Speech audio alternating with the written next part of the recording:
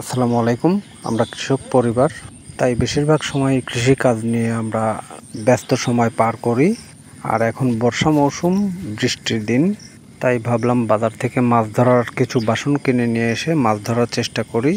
সেই উদ্দেশ্যেই আমি শুরু করি যাত্রা। প্রচুর বৃষ্টি হয়েছে, বৃষ্টির স্রোতে এই বাসনগুলো লাগাবো।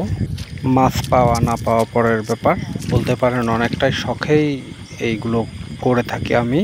আর এরই মধ্যে ভিডিওটা করে ফেলি, দেখা যাক বাসন দিয়ে মাছ ধরতে পারে কিনা। প্রস্তুত করছি, দেখুন দর্শক, স্রোত, প্রাণীর স্রোত অনেক, এই স্রোতেই বাসনগুলো লাগানো হবে। আসলে শখের তোলা 80 টাকা, এই শখ নিয়েই শুরু হয় এই মাছ মারার যাত্রা। দেখা যাক, বাসনগুলো এখন লাগানোর চেষ্টা করব। ঠিকঠাক মতো লাগানো গেলে হয়তো কিছু মাছ পাওয়া যাবে। দেখুন দর্শক, সুন্দরভাবে লাগানোর চেষ্টা করছি আমি বাসনগুলো।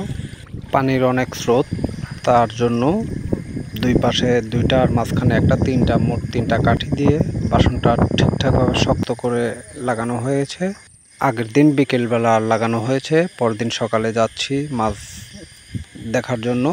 এই যে চলে আসলাম বাসনের কাছে, বাসনটা এখন উঠাবো।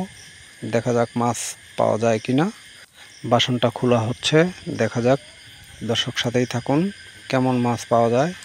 আসলে তেমন একটা মাছ পাওয়া যায়নি, হয়তো মাছ মারার জায়গাটা পরিপূর্ণভাবে নির্ধারণ করতে না পারার কারণ মাছ পড়েনি।